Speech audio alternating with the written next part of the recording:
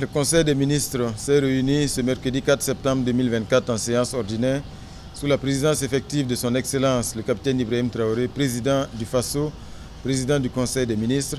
Le Conseil a adopté plusieurs rapports et c'est ainsi que pour le compte du ministère de l'Industrie, du Commerce et de l'Artisanat, le Conseil a adopté un décret portant institution des quotas d'enlèvement à l'importation des produits similaires fabriqués ou produits au niveau national.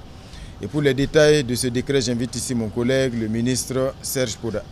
Le Conseil des ministres a adopté ce jour un rapport relatif à un décret portant sur l'institution de quotas d'enlèvement de produits à l'importation et similaires et fabriqués au plan national.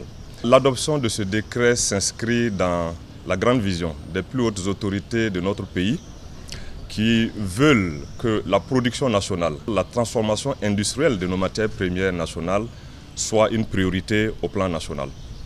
À travers l'adoption donc de ce décret qui instaure des quotas d'enlèvement pour les produits à l'importation qui sont aussi fabriqués au plan national, il s'agit donc de la mise en place d'un cadre de soutien important à la production nationale à travers l'instauration des débouchés aux produits fabriqués au plan national et pour lesquels il y a des possibilités aussi d'importation.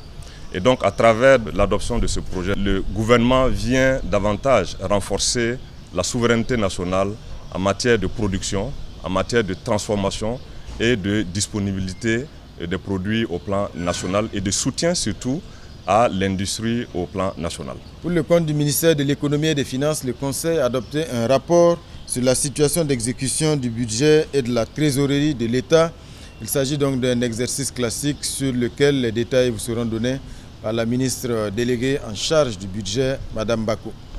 Le Conseil vient donc d'adopter le rapport sur la situation d'exécution du budget de l'État et de la trésorerie à mi-parcours en 2024, donc la situation à fin juin 2024. Alors cet exercice donc répond à des dispositions réglementaires qui fait donc obligation au gouvernement d'adopter chaque trimestre donc le rapport d'exécution du budget de l'État. Donc on avait déjà adopté le rapport d'exécution pour le premier trimestre et aujourd'hui donc on répond à l'adoption du rapport au second semestre. Globalement, ce qui ressort, c'est qu'en termes de mobilisation donc de ressources, nous sommes à un niveau d'environ 1400 milliards de francs CFA et correspondant à un taux d'exécution de 44,48%.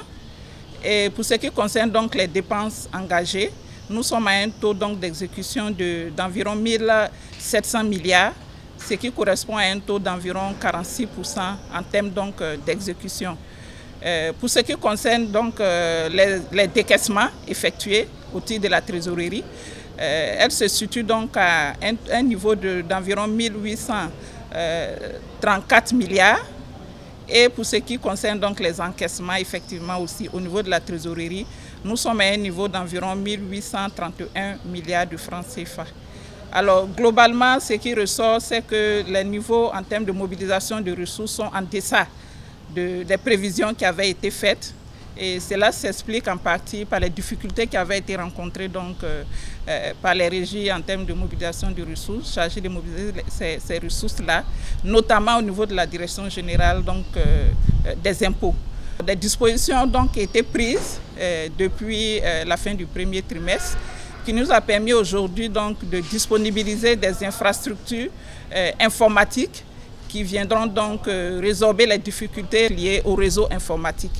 Et toutes les dispositions sont donc en train d'être prises pour rendre disponible l'infrastructure chargée d'accueillir tout ce matériel informatique, notamment le data center d'une plus grande capacité qui va donc venir répondre à toutes ces insuffisances informatiques que nous avons rencontrées dues aux nombreux chantiers en termes de digitalisation dont la Direction générale des impôts a bénéficié.